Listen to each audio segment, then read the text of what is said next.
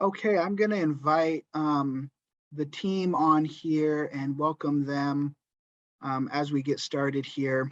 We are hoping that Councilmember Blocker does join us. He has intended to be here tonight, and so if he is able to hop on, we're going to have him be able to say a few words to this project from the perspective of him and his office. And I do want to thank you all, but before we begin, I want to let you all know who we have this evening. I am joined by Neighborhood and Community Service staff, Allison Griffith, Neighborhood and Community Service Interim Director, and Matthew Jorgensen, Program Development Specialist with Neighborhood and Community staff as well. I also have Executive Director of Brotherhood RISE, Gerald Daniels, whose leadership will play an integral role in the success of this site and in sharing information with you all this evening. Here also with Brotherhood RISE is Don Moss, the construction superintendent for the project, Brian Bailey, who supports RISE in many different ways, but oversees the counseling programs, and Kelly Kramer, who is the case navigator for community outreach as well. During this evening's meeting, we will share an overview of the shelter project, including why we are establishing the shelter, how this was selected, who will be served at the time, the project timeline, and how to get involved. We'll also hear from our partners and site operators, Brotherhood RISE, and how the site will operate and the hopeful outcomes from this project. After the presentation, you will have the opportunity to hear questions and comments from attendees, and this presentation is being recorded and will be posted on the city's website for those who were unable to participate or be in attendance tonight's conversation. In addition, we'll be adding our ongoing frequently asked questions about the project and publish for reference. As I mentioned in the beginning of the meeting, feel free to add questions using the Q&A feature at the bottom or by emailing shelters@thecityofTacoma.org.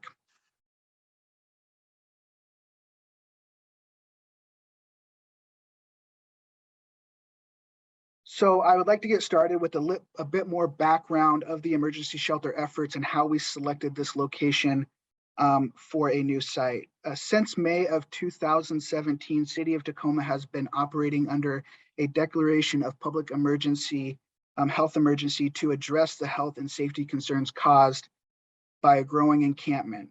In 2020, we entered additional state of emergency related to COVID-19. And COVID-19 has continued to create new challenges to sheltering access to our existing operations. And had we had a limit capacity to accommodate safety protocols, including physical distancing requirements. Both of these declarations also allowed the city the ability to move more rapidly, adapting policy and allocating funding to provide shelters and resources to people living in the encampments in Tacoma. And encampments pose safety and health concerns for those living in them and around them, and those issues are related to things such as human waste, garbage, exposure to diseases, exposure to violence, and other human health concerns. Since declaring the emergency of homelessness, the city has established a variety of shelters and resources to support the basic needs of those communities living outdoors, and these include temporary and emergency shelter sites, hygiene stations, a mitigation site, and inclement weather shelter. Even though all of the additional support implemented by the city and our community partners, we will have the community shortage of shelter. We still have a community of shortage of shelter and basic services for those living outdoors.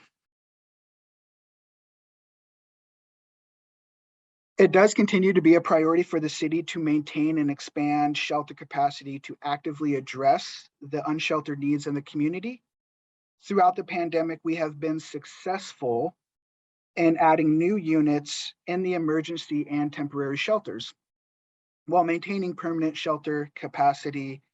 But the impact of the pandemic has had an impact on all shelters in a lot of different ways.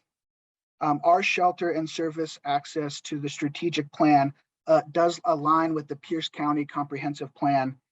We look to increase our understanding of the needs of shelter individuals from targeted populations, to identify concerns and respond to those needs, and to respond with alternative solutions and providers.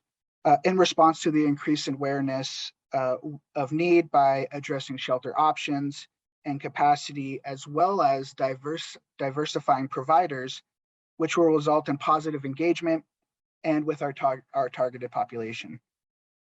This action would also allow us to assess both meeting the needs of effectiveness and shelter and services with individuals who are experiencing homelessness. Fortunately, Brotherhood RISE partnership has developed over time with the city, and they have both worked with the city and the county in a variety of different ways. We have aligned in support with their mission to serve underserved community members who have the desire to improve their situation, and can find the relationships and tools needed from moving from dependence to interdependence. They have provided outreach throughout the county for people who are experiencing homelessness for the last several years, and have been part of the Hilltop neighborhood. They have also partnered with us on other homeless services, as well as being a warming center for individuals who were unsheltered. The city has identified a need for additional capacity to serve those experiencing homelessness in the Hilltop area, and this site consideration for this project was because of the proximity to the existing RISE services.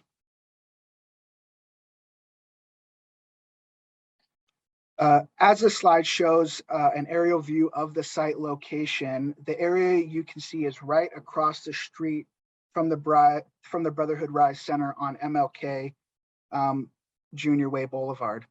This will be helpful for Brotherhood RISE to have a fluid service from their center to the needs of people who are on the shelter site. You may also notice that it is placed in the middle of a residential area.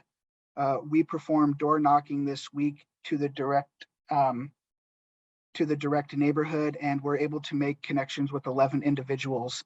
The response from those direct neighbors was very positive, and a lot of them are hopefully here this evening as they expressed that they would be. The aerial view also shows the proximity to McCarver Park and the McCarver Elementary School, and Principal Stephanie Wright has been notified of this project and was invited to this meeting, and will be invited to the continuing conversations moving forward. Because this site is within a residential neighborhood and its close proximity to community assets, schools, and businesses, we have established other site locations in residential areas in the north end, east side, and south side, and Hilltop neighborhoods.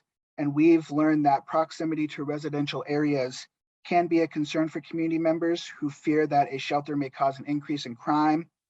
Fortunately, what we actually have learned from our own shelter locations and other shelter locations is that these fears have not become reality. Instead, communities have supported these shelters with in-kind donations, volunteer their time to upkeep the property, participate in community meetings with positive feedback. As an example of this previous site that we had in 6th and Orchard, or that we do have in 6th and Orchard, the 911 calls for service surrounding that location has seen a decrease in calls when comparing activity in the 5 months before and after the shelter opened.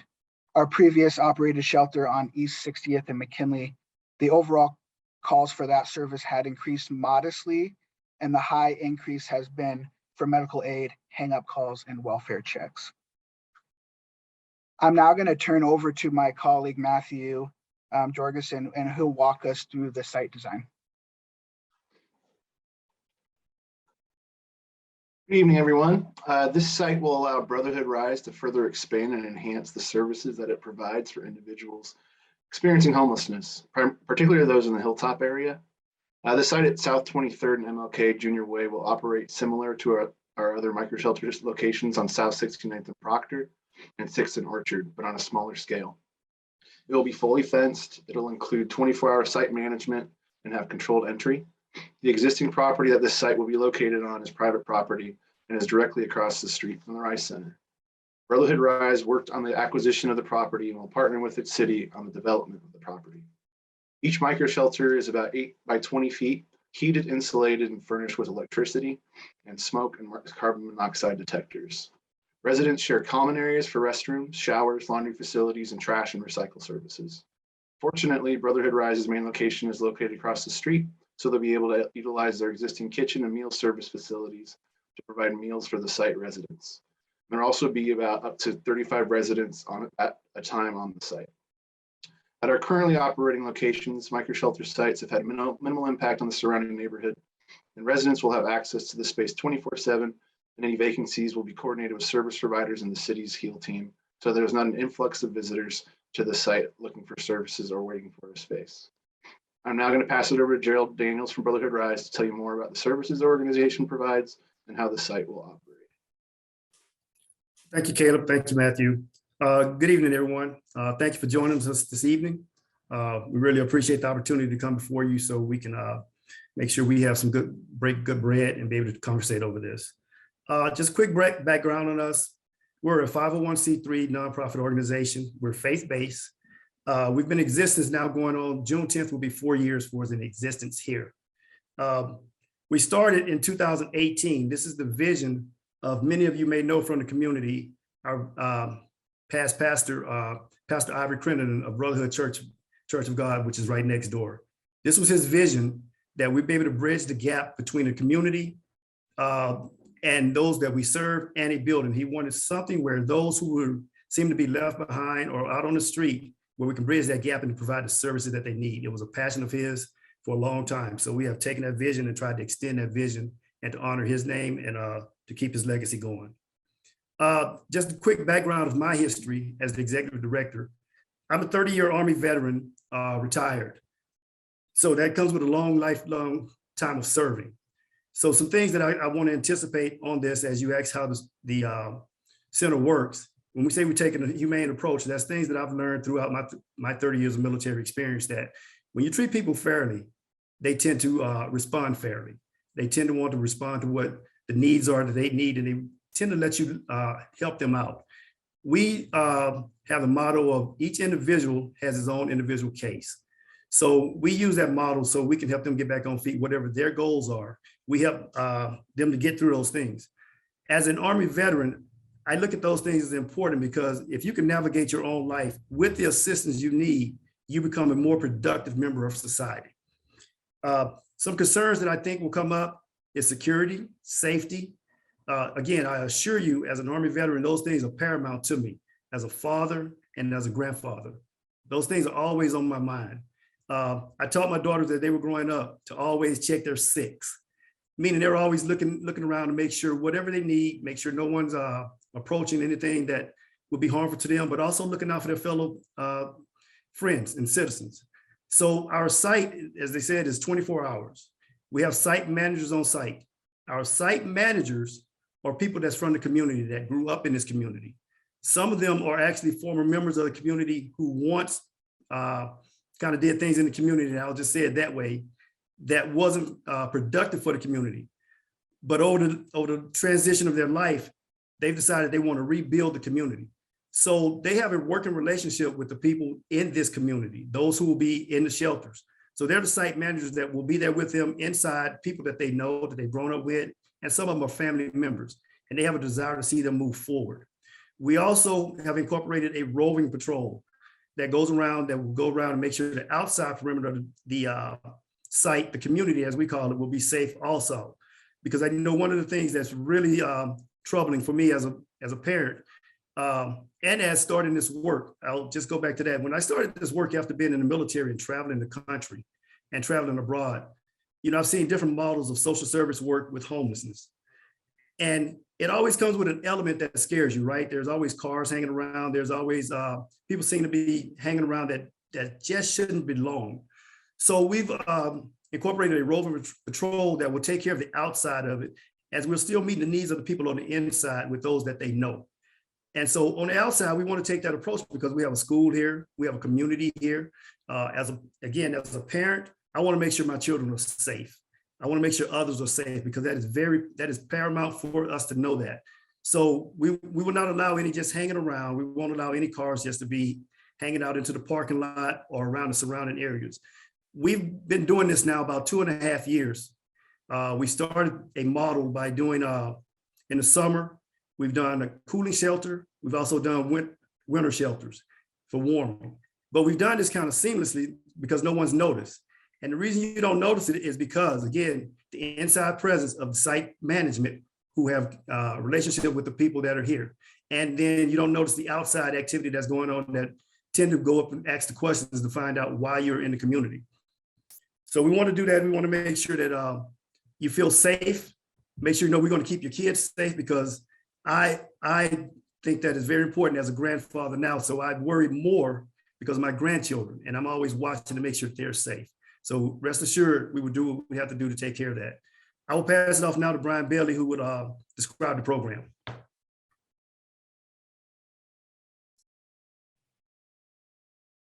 Thanks, Gerald. I'm Brian Bailey. I've been working with the RISE Center for about 3 or 4 years now. Our programs, we are going to target Tacoma residents that are adults, that are 18 or above.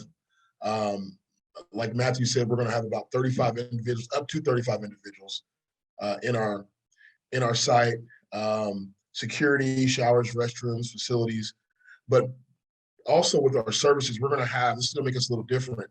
We're going to have services right on site.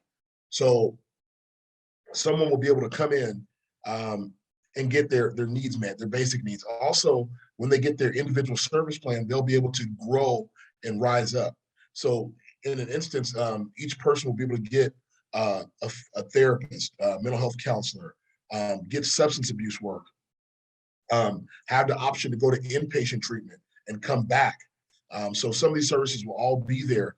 Also, they'll be able to get some basic life needs. We found out through our work in the community that a lot of people don't have driver's license or they don't have state ID cards. They don't have social security cards. They're definitely having trouble managing their finances. Some individuals have some sort of income but aren't able to manage it correctly. So we have financial counseling, also employment services. So there'll be individuals here who will be coming to work with us that will be able to enter through our portal and be able to get educational and job services, and then be able to even start at a smaller level to be able to get job training to move forward to a living wage job. So it's something that we're really passionate about, is that we want everybody to come and get a plan for your life and start moving forward. So it's not just going to be, I guess, a traditional shelter where people are just going to be housed. It's going to be a shelter where everybody has a plan. They all have an individualized plan to move forward and to better themselves. So each person will be working with case management, case navigation to be able to get their lives navigated. And it's their individual plan. So the plan is driven by them, not by the RISE Center. We're just a conduit to help them get to the place they want to be at.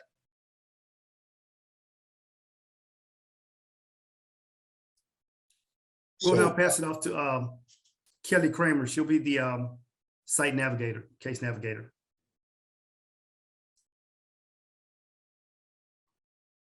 Hi, I'm Kelly Kramer. I'm the case navigator for the what we call the Freedom Program here at the RISE Center. We work with the previously housed members of the community. So the Freedom Program is really just an extension of the RISE Center, and what we do is we provide our clients really provide them with our services and the services that Brian just really explained. And our goal is to provide each of our clients with an ISP, which Brian explained, and that ISP, the individual service plan, is really to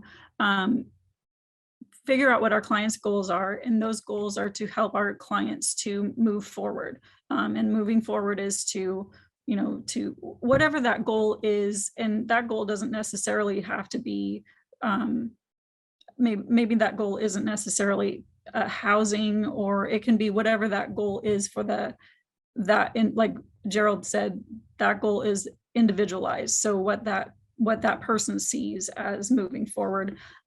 Maybe it's not a traditional housing plan. Maybe that's some clients have had that be like a travel trailer or something along those lines, but we can have that. Like I said, it's very individualized for that person, but it is moving forward from where they were unhoused, and whatever that, however that is moving forward.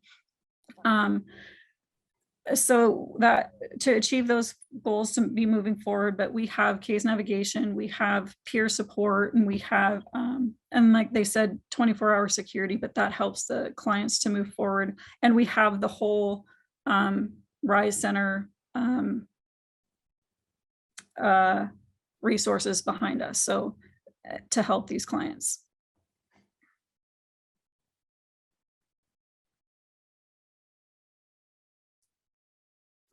Thank you.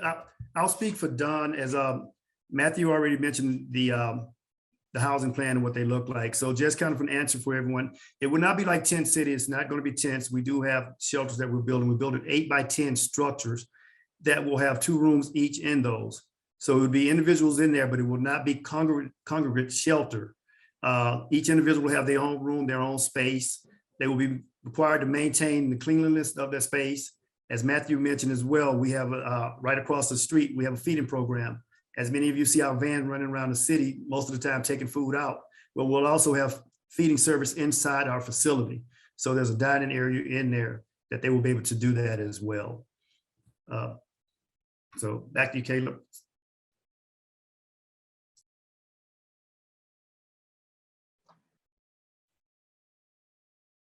Actually, I think this next one's me. Thank you, Gerald. Next slide, please. So as with our other emergency shelter sites, we found that the ongoing community engagement is a vital component of these sites and programs being successful. At our other micro shelter sites, we have community advisory committees, or CACs, that meet on a regular basis to provide feedback and hear about current site needs or issues. We have found that these have been very helpful to address emerging concerns or needs, but also the broader community, allow the broader community to hear about any of the challenges or successes of the project. So if you're interested in participating in the CAC, please visit cityofTacoma.org/authorize encampments. And I will pass it back to Caleb. Thanks, Matthew, and thanks, Gerald and Brian and Kelsey. I appreciate your contributions to that and giving us a little bit more of a fuller picture of what's happening or what's going to be happening with this project. This slide represents the entire project timeline.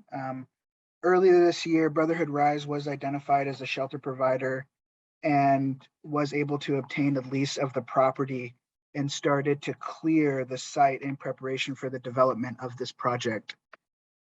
This month, the city and Brotherhood RISE have been preparing or have been in conducting community outreach. As I mentioned before, we conducted door knocking and informing key stakeholders in the community of this project. We have been communicating this project to the Tacoma and Pierce County Coalition and have been updating the City Council along the way on progress all the way up to this community meeting today. Next month, we'll begin site construction to level the area and prepare for the new facilities. By this summer, we anticipate having some facilities in place so that we can, pending COVID restrictions, able to host an in-person open house and give neighbors and key stakeholders the opportunity to see the space before it is occupied. In July, we will also begin to perform outreach and transition referred clients on site, and shortly after we'll be hosting our first community advisory committee meeting, as Matthew just mentioned before in that previous slide, which will occur monthly. And finally, at the end of the year, we will have an opportunity to renew a lease and continue to support people who are experiencing homelessness in the city of Tacoma. I also want to just make sure I highlight that throughout this project, staff are available to support your needs and address any concerns that may arise. And please feel free to, as mentioned a few times, reach out to the shelters at cityoftacoma.org email or our contact information that we'll have be posted at the end here.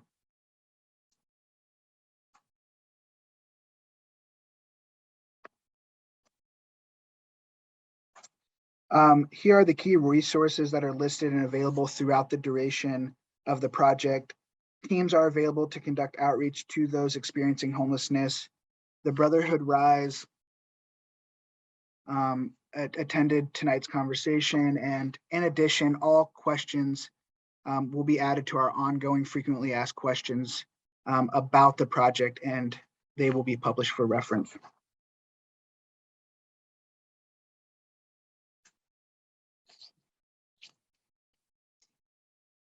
Finally, we want to be able to share how to get involved. Previously existing shelter sites have been successful because of the generous support of those surrounding communities. You can volunteer or donate at the site. You can join the CAC or stay up to date on client outcomes and work and the work that will be done at the site and through the CAC on our website.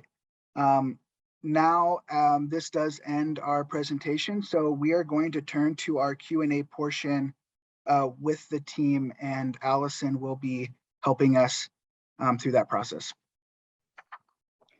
Thank you so much, Caleb, and thanks everybody for being here this evening.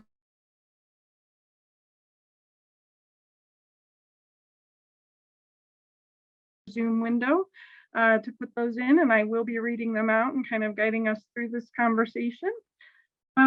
First and foremost, Caleb, the first question we had come in is from Jacinda, and she says, I've not received a door knock, so I'm sure I'm not as educated as I should be and have a lot of questions. It sounds like this will be a micro shelter site with Brotherhood RISE providing services. Is that correct? And how many units will be on site?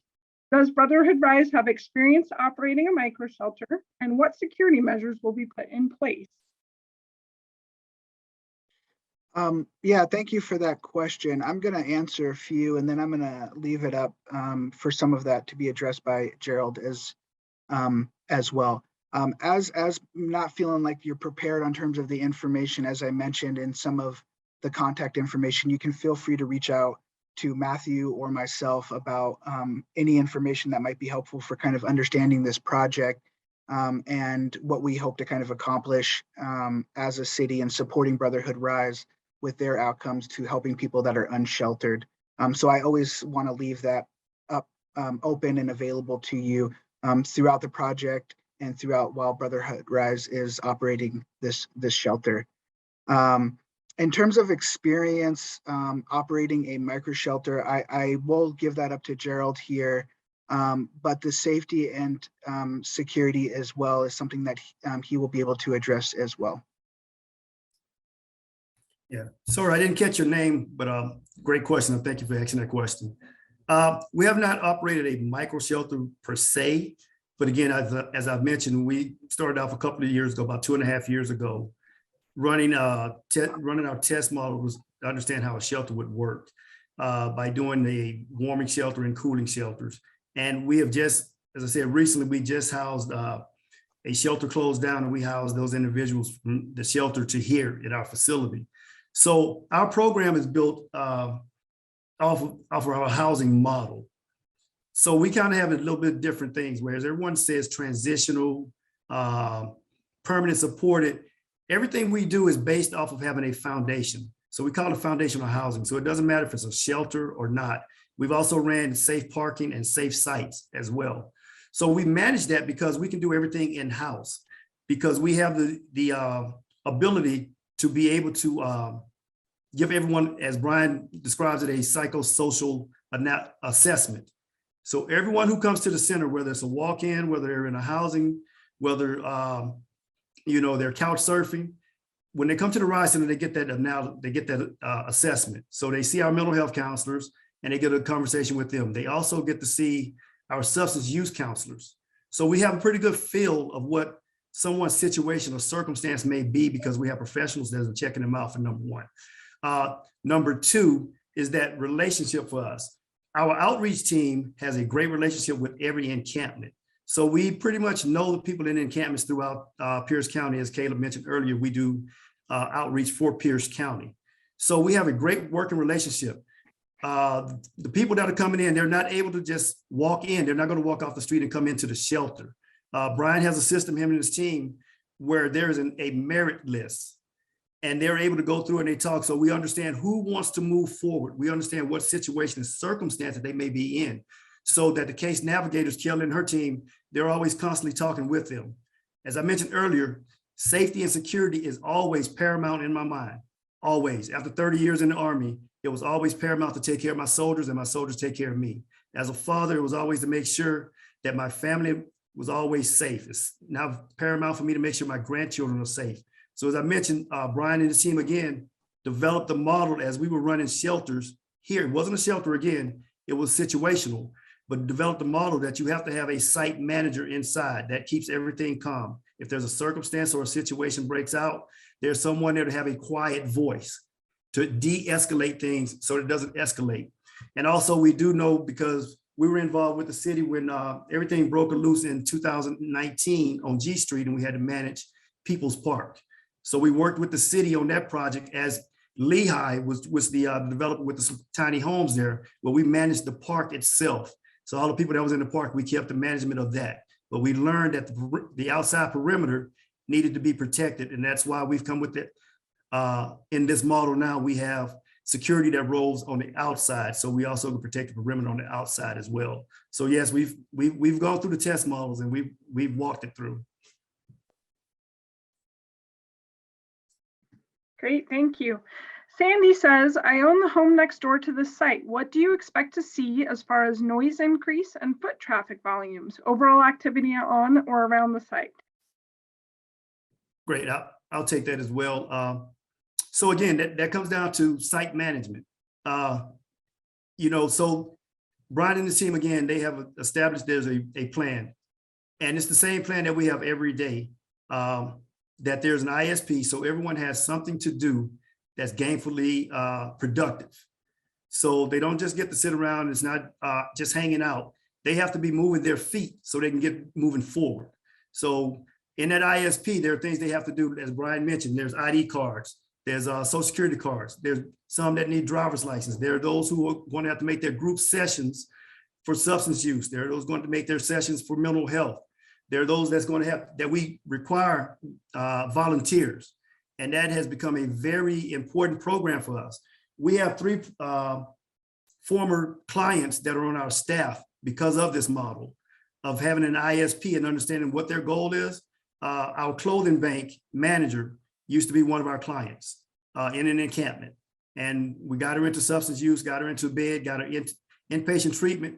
And now she's functioning, and she's now clothing people who she once was encamped with. We have one of our food service handlers that works in our kitchen. She wasn't out in a tent, but she was couch surfing. So now she manages a program in the kitchen where she's going to be now cooking over at a house that we have, because we have a reentry program and we have a women's house. So she's going to be cooking for that women's house. We have a 3rd volunteer now who will be becoming an employee who actually manages our food bank. So every day there's something going on. So there's no time to really sit around and have a party. And there is a curfew, there is lights out. So they will be going to bed at a certain time. Site manager will be on site to make sure those things are taken care of. Great, thank you. Sally would like to know how residents will access meals.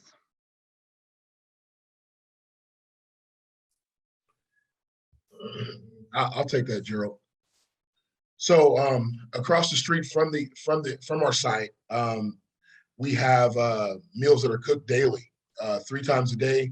The site participants will be able to walk over and get the meals.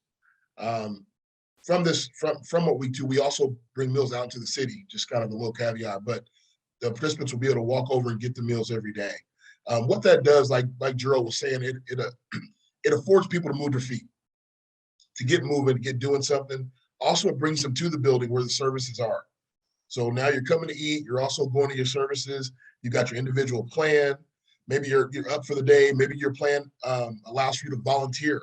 Maybe you're disabled and you can't work. But here at the RISE Center, there's something for you to do. There's something for you to put your hand to. So this model is all about people giving back and taking control of their lives. So really allowing people to have purpose, you know, if they haven't had purpose before. So. Great, thank you, Brian. Matt would like to know, other than the RISE Center location, what decision paradigms were made to put this next to a school in a rough community, itself just getting on its feet? What are your success and failure metrics, and what processes do you have in place for feedback from the community? Caleb, if you'd like to take that one. Thanks, Matt, for that question. In terms of strategy, you know, we've looked at the Hilltop community and know that there is quite a need in this neighborhood to be able to support folks who are unsheltered, and have had a lot of support from the community as well in terms of response of opening shelters in this neighborhood. So because of that, we helped determine, you know, we know that this was such a high need, and started asking and reaching out to providers who would like to help us with establishing that. And Brotherhood RISE came to be a part of that process and jumped on board to do that. And that's something that we can be so thankful for, that they were able to take that call on. One of the other things in terms of always needing consistent feedback is something that's really elevated and needed for this project to be really successful. And so that's where those community advisory committees will come into place, where you can continue to give that type of feedback or to hear about that. And then we also post our outcomes and outputs on the city website through our survey, to let folks know how well the shelter is doing and some of the success that is being done by the shelter. So thank you for those questions, Matt. Great, and in addition to questions, folks are welcome to put comments into the chat. I am going to share Pastor John Stroh of Peace Lutheran Church did go ahead and type in the Church Council's endorsement and support of the effort, and says, the Peace Lutheran Church Council endorses and supports the proposed tiny home community planned at 23rd and MLK. Providing support for those in our neighborhood who are experiencing homelessness is a major goal of our own ministry. We are committed to finding safe places for people to stay and improving the safety of the neighborhood as well. We recognize the RISE Center as a partner in ministry in our neighborhood and anticipate that relationship continuing. This is a positive step forward for all of us here in the Hill. Thank you, Pastor Stroh. The next one, Caleb, Jacinda would like to know, is this a low barrier model? In terms of the question of a low barrier, I'm assuming, you know, what you're thinking is that there's not a lot of things that would create a barrier for someone to be able to get in here. We're not identifying this location as a low barrier. I can let also RISE kind of talk a little bit about this, but our intentions are not to create barriers for getting people in here, but we also want to keep in mind safety concerns, and also something that's going to be effective for the individuals that are unsheltered. You know, not every, and this is why we go back to the diversification of shelter type, because it allows folks to know and understand what shelter type might be available to them and what might be a successful model. And it's not always that every shelter is successful for each individual. So this is just to add on to the diversification of shelter type for individuals, so that they have a choice, that they can find a place that will work for them. There are going to be some requirements in terms of the intake process, and I can let either somebody from the Brotherhood RISE team be able to answer that.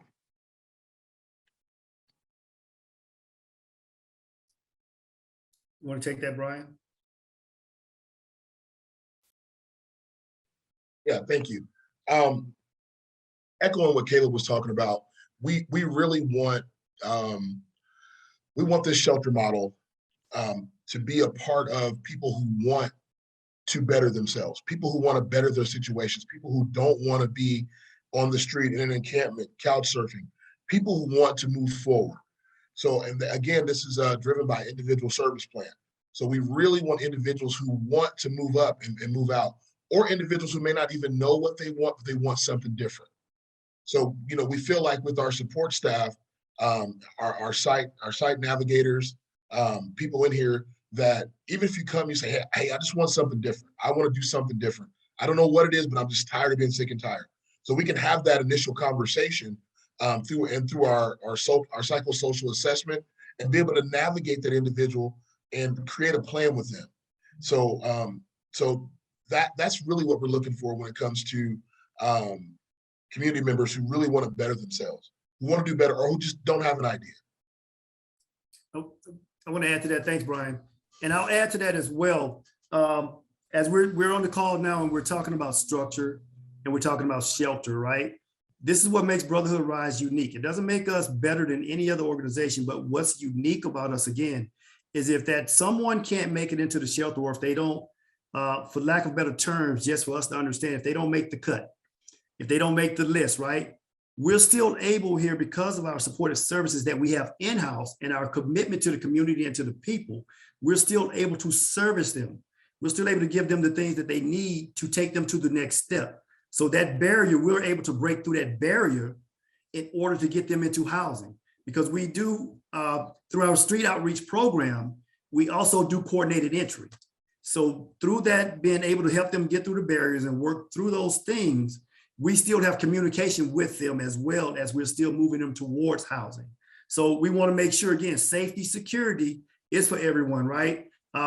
Because we have to think about the individuals that we do house. My other hat is being a pastor, right? And a passage tells us, do not cause your brother to stumble. So we don't want to put someone in that is going to cause someone else to step back, but we still want to support that person to keep them moving forward. So again, that's the individual person, but the uniqueness of Brotherhood RISE is that we still service the whole person, regardless if we can get you into the shelter at that moment, or we can keep you moving. Thank you. Caleb and Gerald, probably both for this question. Lee Barker with McCarver Elementary would like to understand how RISE in the city of Tacoma are going to engage McCarver and their families and community in education and awareness about the location.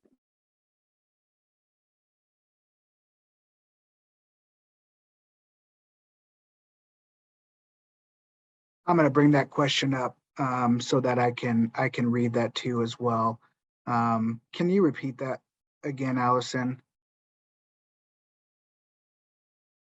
I sure can, and I understand that I froze. I apologize for that. So Lee Barker with McCarver Elementary is looking to understand how RISE in the city of Tacoma will engage McCarver and their family and community in education and awareness about the location.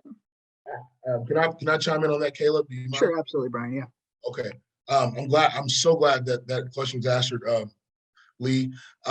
What we're really wanting to do is really to partner with McCarver with their family support people, all their advocates, because we're also going to have units here where we plan to service families as well.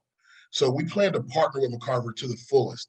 So we're looking forward to dialoguing, talking about the community with your family support people, and really engaging, and maybe even having a plan for some of the kids and families that attend McCarver. So we want to be full partners with McCarver. So let's look to talk really soon. So that's our answer to that.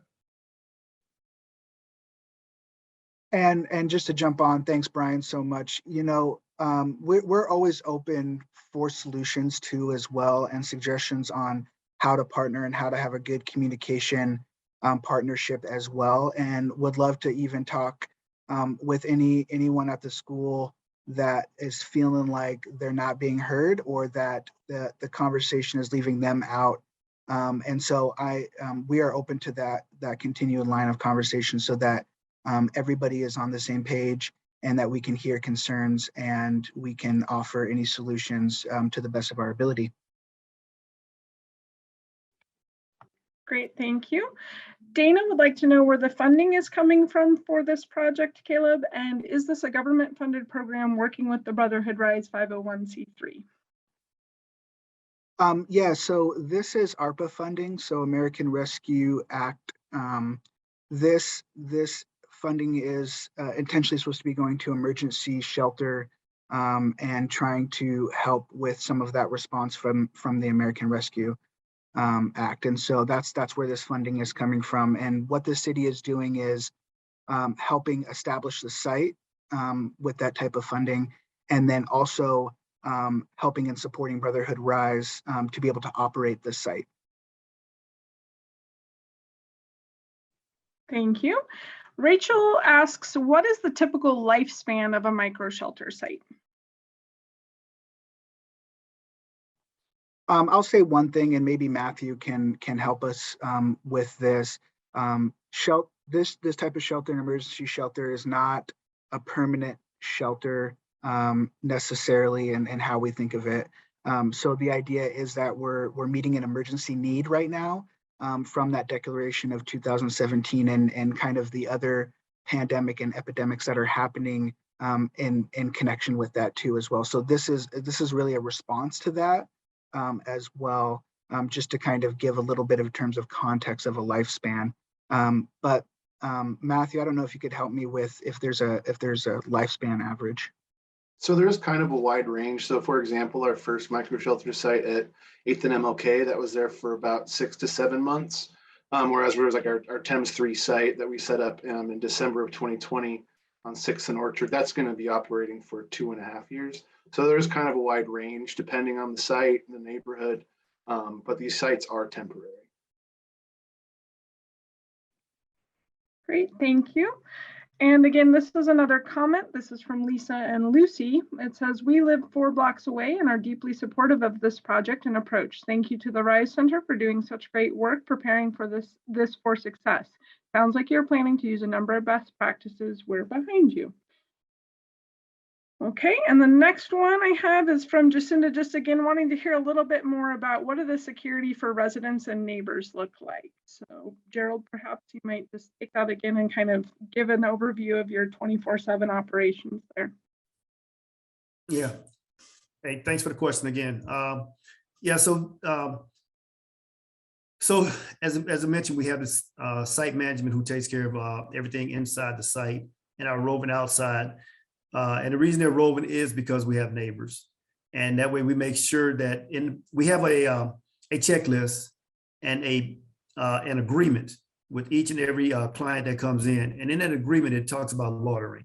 So there's no loitering outside of the community that we have set here. There's no loitering around the building or the houses that's around. And that is part of the outside roving commitment as well, that the clients do not go out and just loiter or hang around. There is no hanging outside just to smoke a cigarette. We have an inside area right inside the community where they have a break area there. And again, we have a building here that has supportive services and plenty of things for them to be able to do. So that security is there. We're not going to just let them loiter or hang around, but that is part of the good neighbor agreement is what we give them. And Gerald, Jacinda's added some clarification. She's actually concerned more about the security for those individuals in the location utilizing the micro shelter. So can you talk a little bit about what that process looks like? You kind of broke up a little bit, Allison. I apologize, Gerald. So Jacinda provided some clarification. She says she's concerned about security for those in the location, the micro shelter itself. So can you talk a little bit about that process and maybe some conflict resolution things you guys might have in place? Yes. Again, that goes into our good neighbor policy that we have. Each one agrees to that good neighbor policy. So what that means is that there's no bullying. Any conflicts come up, we have our site manager and case navigator. There's conflict resolution that goes on in those conversations. You know, things can get heated, whether it's in a shelter or whether it's in your own house, right? It's understanding how to de-escalate. So our site managers will be able to de-escalate those things with them without raising to the level of where the two participants may have issue with each other. So in that good neighbors agreement, it talks about that, being able to communicate, have healthy communication, right? There's nothing wrong with being upset, but you need to be upset and have good communication so the other individual and yourself can understand why you're upset, what led to that, and how can we resolve this? So the site manager and case navigator is very important in that process. Also, the individual is very important in that as well. Through our psychosocial assessment, you know, our mental health therapists, they also know who may be someone who can elevate. So we're always aware of that because, again, everything we do here is based off relationship. So our outreach team, who normally brings people in, they have a relationship with them. They know the psyche of that person. They understand the movement and the temperament of that person. So we are aware of that. We don't target it, but we are aware of it, and we understand how to help that person de-escalate. What helps that person to cool down? What helps that person to come back to, where you can have that conversation. I am big on, once we can talk to someone, break down so we can understand the problem is. Let's don't have a conversation just so I can respond to what you're saying. Let's have a conversation so I can hear what you're saying, and I want you to hear what I say. And so we put that same thought into our case navigators and to our site managers and outreach team. Thank you, Gerald. Charles and Julie have a question, Caleb, about will the facility be large enough for an individual or a family? So perhaps if you could go over again the population that's going to be served and then the size of the units, that would be good. Yeah, and thanks for that question. Right now, the units are supposed to be 8 by 20, so they will be able to hold up to 4 individuals at a time in those units, if that helps. Yep, and then also, how will the lease renew of the property be evaluated? And knowing that the lease is up in December of 2022, Dana is also asking, can that be renewed in perpetuity, or how does that work? You want me to take it, Brian? I love you, man.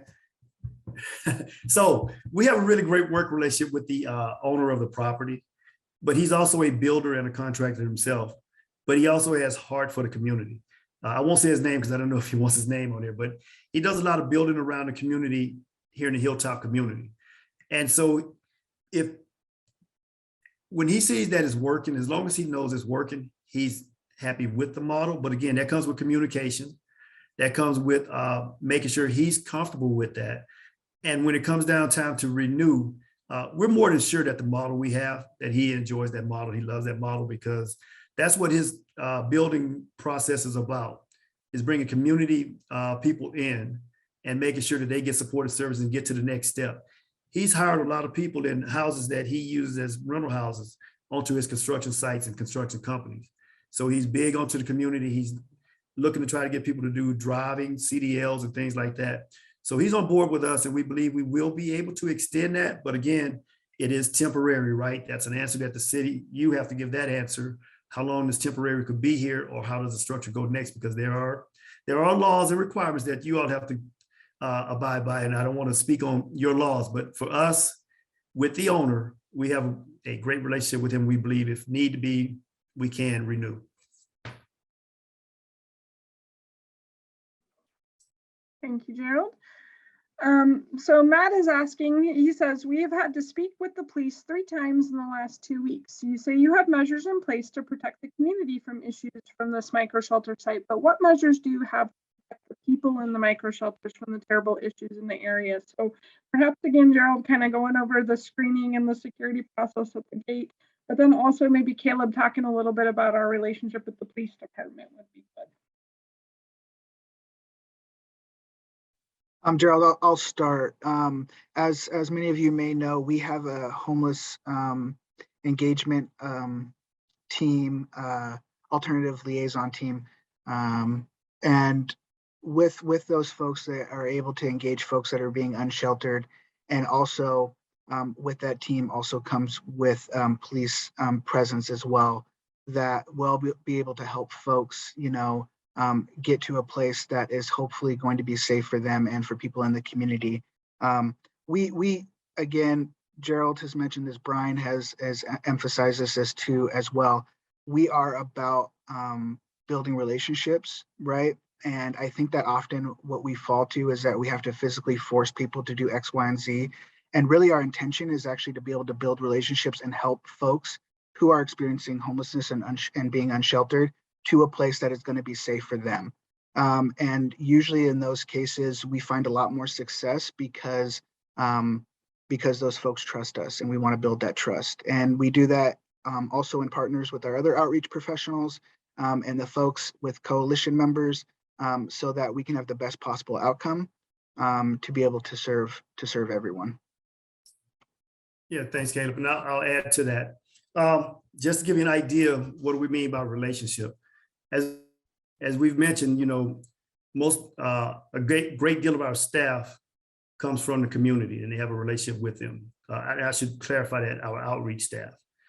So they have a great relationship with them. But I'll just give you a model that we use, part of our outreach program. We have a hotel, some rooms in the hotel, and I won't name the hotel, that we house people in because we take them from step to step, right? Because you can't get someone in housing if they can't maintain housing. So we have some people in a hotel. The biggest thing that you do to de-escalate things is have a presence. You have to be present, right? You can't just allow people to just kind of run around and just do things. But when people know you're present and you're going to be productive in that presence, they tend to, shape themselves with you and align themselves with what you're trying to do. So in that hotel where we house people as we're rotating them, getting them ready for, coordinated entry, and that's for you that don't know, people that are getting ready to move to the next part of their getting prepared for housing. So the particular hotel, when we went over to house people, they didn't want to do it because they said, we've had service providers come over here and our hotel has been tore up, and they ripped the hotel up. Well, we promised them that we will have a presence there. And because of that presence that we have at a hotel that's not even in this community, it shows that the extent of the work we can do when you're right across the street, if you're present, if you're productive when you're present, right? So that is how we de-escalate before anything happens, right? Because we're there. Our case navigators are there. The site managers are there. And they have a relationship with them. That relationship and that bond builds in that way. Everything has to be built somewhere. It's just like dating. You got to build a relationship before you can get married. And that's kind of what we do. Thank you, Gerald. So Caleb, Carol's asking, are these temporary and movable or permanent structures? In terms of the structures, they are temporary and they are maybe movable. It usually depends on who can actually be able to move them and who has the operation. And Matthew is probably smiling a little bit because he's wondering, I don't know who could actually do that. So I hope that actually answers your question. But these would be able to be moved if they needed to be. Great. And then Charles and Julie want to know if the slides will be available. Yes, we will post the presentation as well as the recording of the meeting to our website, cityoftacoma.org/authorized encampments. So that will be available after the meeting. Then Dana is asking a little bit more about the background check and how it affects our placement in the shelter with proximity to the school and park. Gerald, can you talk again about your screening process? Yeah, you want me to talk about it, Brian, or you want to take it? I'll take it. So we do screen all of our clients that are going to be housed in the area.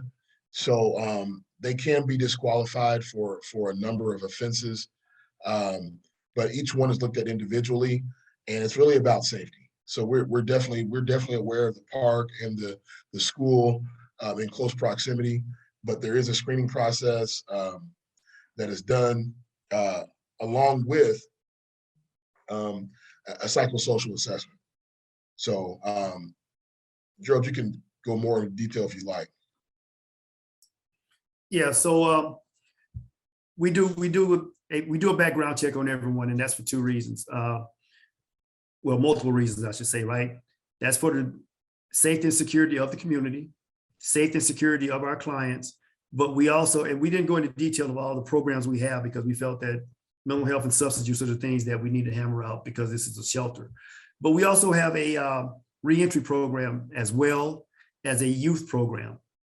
And so we have to protect the youth by making sure that we do our screening and make sure that those individuals who may not should be around, that we can still service them, but not have them in an area where someone's vulnerable.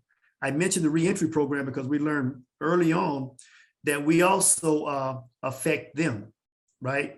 We also affect them because they can be violated because they're in an area they should not be, because, you know, if we got youth here, someone may not be, should be around a youth, or it may be a sexual offense. So we've learned those things. So we screen those things so we can properly place people, still also properly service and help them get to the next step in their life. So we do those things, those are in place. We do background checks. We make sure we analyze those background checks. We make sure we know who should or should not be a part. Because again, we learned a lesson through our feeding program. Just taking someone out who re-entered was not supposed to be around a certain demographic of people. Well, they were violated because we allowed them to volunteer to take food out to an encampment. So we hold those things, we take our lessons learned, and we make sure we learn from those lessons without alienating anyone, without leaving anyone out without service. So background checks are important. We screen those and we make sure we understand how to parse those things out.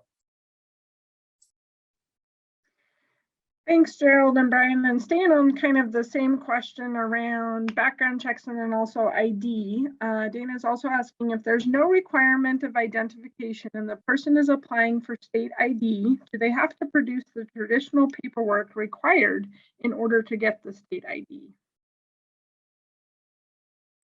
I think I'll take that. Again, with our process. So when it's part of that merit list Gerald talked about. So we're vetting individuals and trying to get everybody in on the site. The first thing they do with the psychosocial assessment, it asks, do you have a state ID? Do you have a driver's license? Maybe someone comes with no identification at all. So what we're trying to do before they get on the site is we are able to establish their identity. We work with the Department of Licensing. We work with DSHS. We try to establish who the individual is. So the answer is yes, we make sure we know who that person is before we put them on site. So our navigators, they're really adept at taking that individual, taking any individual and helping them to figure out how to get identification. I don't know if you know or not, but in the society we live in today, if you don't have identification, you can't do anything. So I think we take it for granted, but so we work diligently with the Department of Licensing. We have our outreach team. We can actually take people to appointments to get their license. We work with DSHS to get vouchers for ID. So we're on that, and we will establish identity before they're on site. And sticking with that same kind of line of questioning, Brian, Charles and Julie are wondering, how will RISE or the city determine sexual offender registration or not? Well, along with our background check, we do an extensive background check. So we do that. And when we of course, we look for people on the registry. We look for people on the registry, we look for people with offenses. We look for people, especially with sexual offenses. That's something that we're looking for. And as we find those out, we know there's some people that just aren't going to be able to be on site. And so that's it. We look intensively. We work with the state doing background checks. Of course, we are a 501c3, so we're able to look intensively. Also, Pierce County Sheriff's Department and other government entities to try to make sure that we know who we have. Great, thank you. Caleb, Nico is wondering, will there be any internet in the shelters? I think Matthew can also help with this, but previously we have been able to help shelters be able to get access to internet so that they are able to get what they need. But using Brotherhood RISE as a center too as well, being able to have access to things that they need in order to find, as they mentioned, employment and financial literacy and stuff like that, and services to be able to better their life and get to their goals and get towards stability. Will anything that can help with that, we will be assisting. Thank you. And Gerald, Sandy has some follow-up questions about noise and the curfew. So she's wondering, will there be noise level standards and will there be curfew hours when they can expect noise to be low? What about outside activity allowed on the site and people gathering in groups? And basically, how will you help control for noise with somebody living right next door? Oh, great question, Sandy. So we look at it just like this is a regular community. And we want them to be part of the community. We want them to understand what it looks like to be in a community, because when you've been on the street for a while, you know, or couch surfing, you kind of lose touch of not reality, but you kind of lose touch of that connectivity, how you engage with your neighbor. How does your neighbor engage with you? What does that engagement look like, right? So we instill that through our relationship and conversations all the time. We try to maintain that inside the building without alienating anyone, without taking anyone from who they are. But, you know, we don't want to treat anyone like a child and say, use your inside voice. Same on the outside. We're not going to allow any big speakers, any music going on, because it is a community. We want to treat it as community. We know what the quiet hours are supposed to be here on MLK. We know what time is supposed to be down, because again, we have a church right next door that we operate, that we have from Pastor Ivory Crittenden. So we know what the noise standards are. So everything will be addressed in the proper time when it's supposed to be, but we won't have just loud banging music or anyone that's inside the community. You know, if they so happen to have a car, that car is usually, we'll get them to safe parking rather than a safe site. So no one will be from the community that'll be in a car with banging music. But we will make sure that those things are appropriate and it's with the appropriate levels for the community, with those time barriers that are set by this community. Thank you, Gerald. And so Jacinda's just saying thank you for incorporating those with lived experiences into your model. So appreciate that, Gerald and Brian. Charles and Julie are asking if the Q&A will be available, and yes, we will publish the Q&A to our website. And again, that website's cityoftacoma.org/authorized encampments. Next, Caleb, Ali has a question about, and I'd like you to probably start here, and then maybe Gerald and Brian can again talk about kind of the measures they have in place. But are you concerned about having the shelter so close to the elementary school, kids walking to and from with mentally ill and drug addicted residents of the shelter? As we've mentioned before, Ollie, that we will continue to be in partnership and they with the school, and making sure that we're in communication and putting up appropriate measures to protect community, protect the people that are staying on site, and anybody that is moving from or to in that neighborhood, and that everybody is feeling like they are protected, and always being open for feedback about how people are feeling and whether we are meeting those marks. So that will be a continuing conversation, and something that we'll continue to keep hearing and making changes to, so that we find the best possible solutions. I'd like to interject too, that we believe that with this model, the community will be safer. Now, all of a sudden, instead of having no staff members necessarily on the street or around the area, now we have, you know, more professionals around the area, more people out watching, more people out monitoring what's going on. So in essence, now you have more eyes on it. You have, you know, in this community, you have people from the community who work with us with their eyes on it. So I would dare to say it's going to be safer than it is now, because of this emergency shelter being here. And I would add to that also, Allison, the fact is, again, we have not mentioned every program that we have here. I did allude to that we have a youth program. So we have a youth program that's housed right here in the building. So again, we are aware of our young folks and our young adults. We're very aware of it because of that. We do some services with Raymond Hall. So we are aware of background checks, because we have to, everyone in the building has to take a background check because of those young folks that come from Raymond Hall.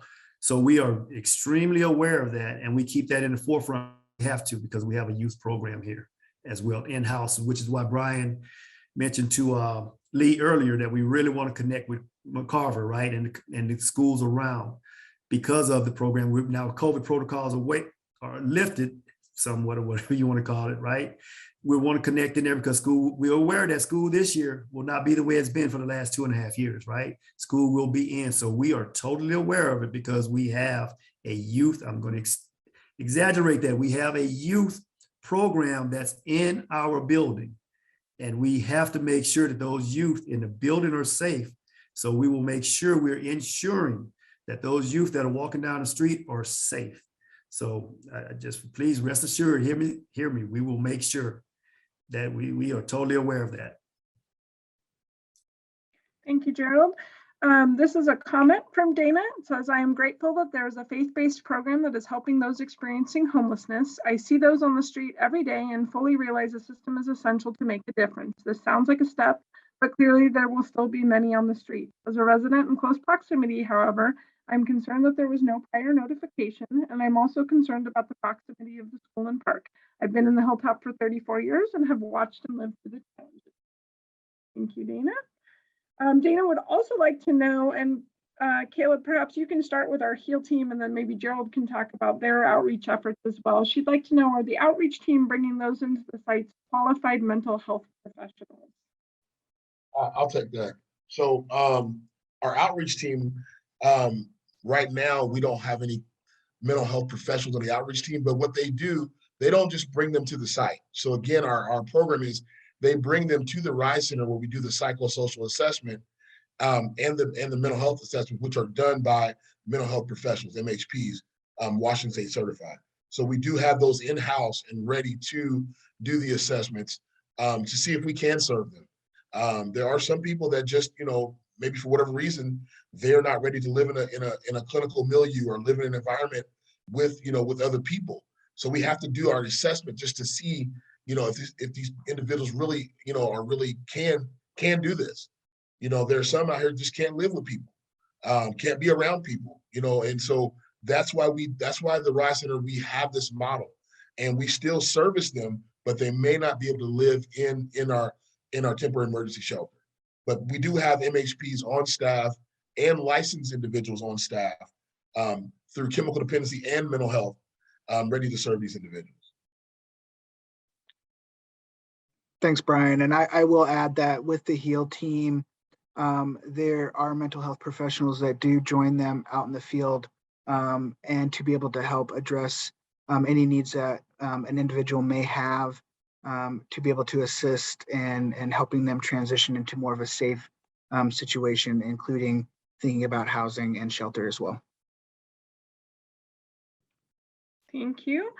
And Caleb and Matthew, Charles and Julie are wondering, does the Tacoma Municipal Code include emergency encampment provisions? And so perhaps you can talk a little bit about our municipal code and then emergency provisions and permitting.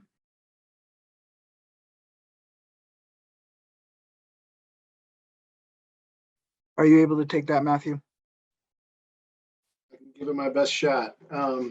So this is a result of the emergency declaration, which was established in 2017, and council has renewed it every year since then until I believe it was 2020 when they changed the metric to essentially there's an emergency declaration until 95% of those identified in the point in time count as unsheltered is that we have capacity for those individuals, and we are not even close to that point yet. So that emergency declaration is still in place. And that is what this shelter is under. We do have a separate set of permitting requirements for temporary shelters, and those are primarily faith-based. That's, your churches like All-Time Memorial, Shiloh Baptist, where they go through that permitting process, and that's in the municipal code. Thank you.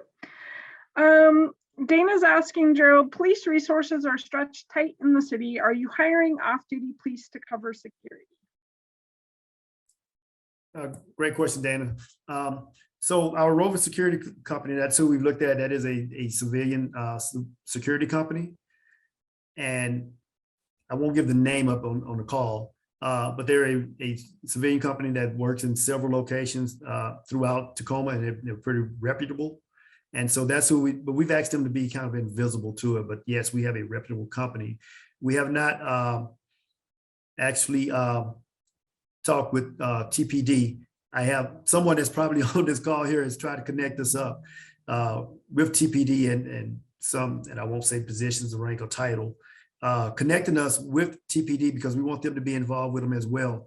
But the security company that we have has a great working relationship with TPD as well. Great. And with that, Gerald, Dana's also asking about how big is the team involved at the MLK site? She's just talking about, keeping that presence, as you said, is imperative. So wants to understand kind of what your staffing model looks like. You want to take it, Brian? There you go. I'll take it. It's a good question.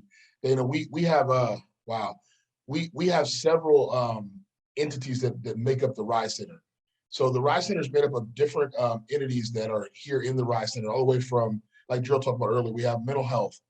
We have a mental health private practice. We have a substance abuse practice here. We have a clinically certified driving school. We have adults with learning disabilities team. We have the youth assist program. We also have a reentry provider. We have a full culinary department. We also have a full outreach team. We also have a full fruit pantry team. We have a full food services team. We have a full food clothing bank team. So as far as number of individuals, I can't give you an exact number, Dana, but it's in the dozens. And we all work together to form this huge collaborative to really, like Gerald was saying, to really ensure that each person gets the individualized treatment that they desire, so they can move forward in life. So and we welcome you to come and partner with us as well, and figure out what kind of capacity, because that's one thing that our spirit is partnership. There's no competition in us. We want everybody to come partner. We partner also with the majority of the social service providers in Tacoma.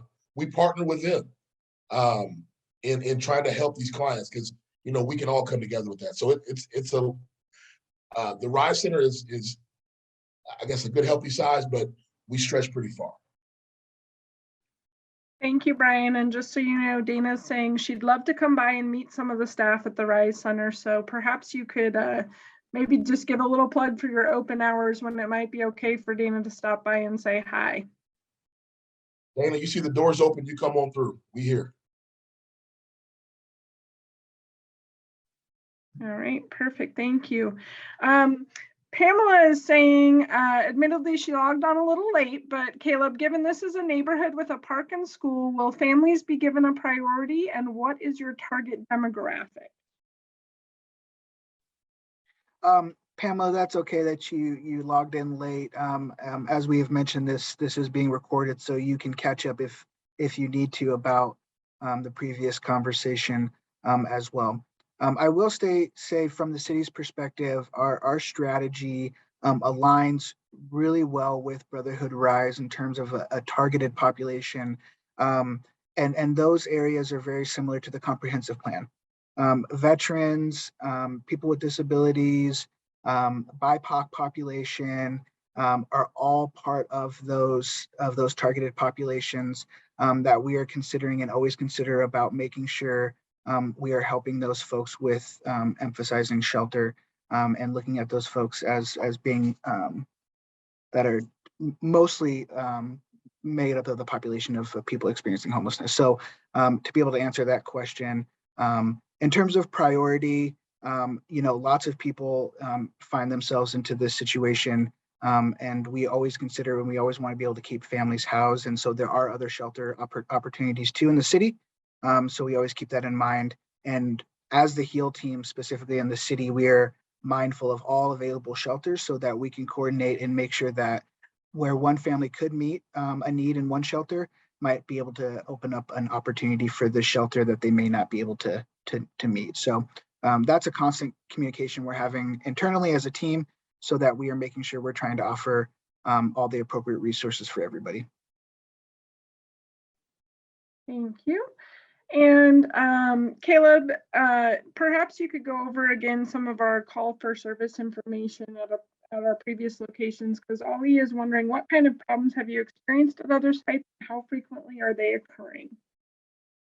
Ollie, that's a great question. And I'm going to put Matthew on hold here because he can maybe give a little bit other details around that. I want to preface this by saying I'm not saying it flippantly, but one of the problems that we have is that those shelters are always full. And there is a housing crisis that's the city is also trying to address with the Affordable Housing Action Strategy and trying to build available units and affordable units so that people can transition to actual housing. The struggle that we have is having enough of those opportunities for people to transition, and that's because of the homelessness crisis. So those are some of those shelters, and what they experience is that they have staff turnover, high staff turnover sometimes. They have burnt out staff because of this emergency. And that's why it's really important that we are working with the community in support so that we can support the individuals that are doing this work. We can support the community that's supporting this work. We can support the individuals experiencing unsheltered, so that we can help with this emergency declaration. Those are some of the big, huge impacts that I think that we see. As I mentioned before, usually what people think about in terms of experiencing as a shelter coming into their community is usually thought to be negative. But what we have found, and maybe Matthew can even give more details on this, is that those communities, as time goes on, find that they support those shelters and those sites with in-kind donation, volunteer time, support with the CAC in any capacity, in any way, and actually are sometimes even ambassadors. And I always encourage you to reach out to the other CAC meetings and find out what their experience is like in those communities, so that you can see how they have a positive impact and why this is great for the community, something that Brian also emphasized too as well. Yeah, and I will say about our other sites, I mean, we have different operators for different sites and slightly different models, but the consistent thing that has made those sites successful is that 24/7 management. Having that site on staff that's trained in de-escalation, trained to respond to issues as they arise. So instead of it being a 911 call for a fight, they're able to intervene early on and kind of talk some folks down. So we found primarily the problems those 911 calls are for, let's say, for essentially for medical issues, because this is a very medically vulnerable population. So the plus side of that is that they are on a site where there's 24/7 management, and there's someone to call 911 for them if they're experiencing a medical episode, as opposed to a tent in the woods. So that's been primarily those 911 calls. And as far as police calls, we've found that it is either a slight increase, or it's been most of the time it's actually been a decrease for the areas. Like, for example, 6th and Orchard, those 911 calls for police have gone down quite a bit. So it's mainly essentially been the problems of addressing the problems of individuals and getting them the help they need. Thank you both. I'm going to read a comment from Sandy, and then I'm going to follow up, Gerald, with a question from Dana that's related a little bit to the comment Sandy has. So Sandy says, this will be a concentrated group of people in a small space, not like the neighboring homes with smaller groups of people living there. And these folks will be living in very small quarters. I would imagine many will want to hang out outside when the weather is nice. That is the concern for the noise levels and the foot traffic on the sidewalks and crossing the streets. Even when someone is outside on the sidewalk in any neighborhood having a conversation with one other person, the voice and sound carries. We have windows open in the hot weather, for example. I expect we'll have more noise disturbance to adjust to if possible. I'm going to trust that this will all be managed so it isn't a burden to the neighborhood. And what Dan is asking that's related to that, Gerald, is will the socialization be primarily at the Brotherhood RISE building? So perhaps if you could talk a little bit about that. Well, great question. Thanks for the comment, and thanks for the question for both of them. So here's a valuable thing, right? We're still dealing with adults, and they still have freedom. So when the hours are not where they have, whether they have an appointment or whether there's something going on where we're in a group session, they're free to roam around and do whatever they do. They're free to go to the stores. They're free to hang out, because we want it to be a normal community. We want them to understand how to be in a normal community. But in the process, we want them to start to grow back into that life they once had, knowing that, maybe a loud voice can be annoying to others, or maybe just knowing how to have a casual conversation, how to be able to deal or work with some things. When I started this work 4 years ago, I was working with on the Rite Aid project down the street, and one of the conversations we were having is about, new neighbors moving in and people on the street talking and the complaints coming out about someone talking. Well, it comes down to demographics as well, right? It comes down to community and culture. Some cultures seem that they have a very big voice, or sometimes that some cultures have a conversation. It seems to be escalating, but it's a normal conversation. It's teaching people understanding that, hey, what you do impacts others. The way you carry your conversation may make someone else think of something, right? So we want the community, we want it to be a regular community. We want it to have conversation. We want them to be able to walk down the street, go to the corner store, go, hang out at the park, have conversations. But when you're here and you're standing outside someone's house and you don't know them, then maybe that's not the place to carry the conversation, or maybe congregating in that area may not be the thing. But adults have to be able to manage that, be able to manage their own demeanor, their own behaviors, right?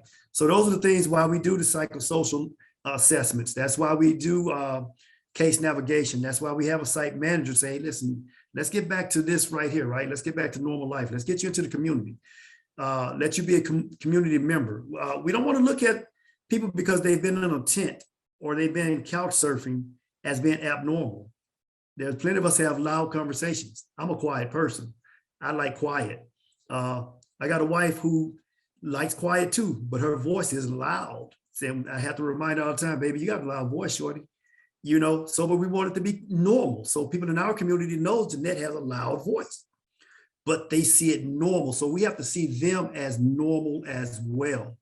And but we will be able to get them to be back, to be part of a community, be part of society. Because what happens, right? That motto of reach one, teach one, that same person who used to be loud in the tent area is now growing. I'll give you a good example that the people that are building the houses over here are our clients who are in tents. They're now building their own homes and structures. So they're going to take a lot of pride in that. And so that same pride rolls through. The same people who are sitting in tents now will see the person who used to be their neighbor in a tent now growing from that. So the community has to also help them grow as well. Thank you, Gerald. And I want to be respectful of everyone's time. And so we did say this would go till 7:30 this evening. I have 2 more questions I'm going to read out. And then just a reminder to everyone that the full Q&A, as well as the recording of the meeting, will be posted on our website. So Gerald, Rachel is asking, I live on the 2500 block of MLK. Will I expect to see patrol as far down as there? I appreciated Brian's comments about patrol making the community safer than it currently is. So you won't see them, right? Because again, we want it to be invisible. We want it to be normal, right? We want them not to, we want you to be comfortable because you're hearing the conversation and you know that they'll be there, right? So you know that we are monitoring safety and security is important to us at every level. But we want it to be a normal activity, right? If there's something that's going on, we want them to be able to handle it because we want to make sure if they have to approach someone, we want them to be able to approach them so that it's already de-escalated before they get to them, right? Because if it's normal, then you can easily come up to a conversation and have that conversation. So rest assured, they will be around the community. They'll be around the area. But we've asked, as we talk to each company, we talk to multiple companies, and that's the one thing we emphasize, that we want this to be normal. And they gave us advice on how to start out to make sure that the community and everyone knows that their presence is there, but we want it to be normal. We want it to be a normal transition. We want it to be a normal community. We don't want to make it look like, the 80s all over. We want to make it be normal. Thank you, Gerald. And the last question we'll take this evening, Dana asks, will people with prior history of drug use or drug sales be accountable when they return to the site? What kind of accountability measures are there? I'll take that. So we hold everybody accountable, and we hold them accountable, Dana, to their plan. We do have structure in place. We are a no drug, no alcohol operation here. That's why we have our drug and our substance abuse partners here who have access to inpatient treatment. They have access to different outpatient services. So again, we have case managers, or case navigators, we have the site staff, we have all these eyes on people to be able to help them to grow in their recovery. There is accountability. Not only it's built in, not only with our staff, but also the community. So the community is going to be accountable. I'm talking about the Tim's community. It's going to be accountable as well. So we are holding everyone accountable for their actions. Just like me and you, we're all held accountable. So like Gerald was talking about, we are trying to normalize this as much as possible. There will not be any drug dealing or drug using at our sites. And if people can't live by those rules, then they can't be there. And you can't hang around outside. You can't drive up and sit around and visit with your friends. That's not acceptable, because that's not moving people forward. And that's what we're all about. We're all about helping individuals rise to a level that they want to be at. Great, thank you, Brian. Caleb, we've kind of reached our end of time this evening, so would you mind repeating contact information for you and Matthew, as well as perhaps the Community Advisory Council, and how to get engaged? Because I know there's a couple of folks with some questions still outstanding. And then just a reminder to everyone that we will be posting the Q&A on our website, as well as a recording of this presentation for review, should you want to share it with any of your neighbors. So thanks again, everyone. Yes, thanks, Allison, and thank you, Gerald and Brian and Matthew and Allison and Kelsey and everyone that was able to participate tonight. I appreciate this conversation, and I know this is in the middle of it, and we'll be continuing to be able to have these relationships built and be able to answer all of these questions. Some key ways to be able to contact us is through that shelter email. So that's shelters@cityoftacoma.org. And you can ask any questions that you have or any concerns that you may have, and we'll be able to respond through that. Also, if you need to contact Brotherhood RISE information, Gerald or Brian, what are the best ways to be able to do that? Is that through information at RISE Center? Yes. Okay, so information at risecenter.org. Oh, Brian, you're shaking your head. You're muted. Rise Center of Hilltop. Hilltop.org. I'm sorry, information at Center Rise Hilltop? Rise Center of Rise Hilltop. Center of Hilltop. Rise Center of Hilltop.org. Thank you both for you. I appreciate that. Authorize encampments. That is the City of Tacoma /authorize encampments will be where this will be posted. Also, you can always go to our website to be able to see some of the outcomes that our shelters have. And thank you, Allison, for putting that in the chat. And you can see the continuing outcome. If you have questions about the update about the project and where it's at, you can also reach out to that shelter email address as well. And my contact information can be shared through that email as well.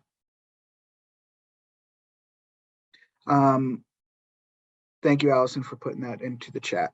Again, thank you, everyone. I appreciate you all being here, and I look forward to the continuing conversations that we will have in this project and hear ideas and feedback about what is doing well and what we continue to keep building upon. We are always looking at how we can adapt and think about new possibilities for helping these folks who are experiencing homelessness, who are unsheltered, and who need our services, so that we can be a whole community again, and so that we can all flourish and feel safe, feel excited about what is to come, and knowing that we're all working towards this makes me excited about this. So thank you all very much, and I hope you guys all have a great night. Thank you, Caleb. Thank you, Allison. Thank you, Everyone. and thank you, community. Yep. Thank you, Rise. Appreciate it.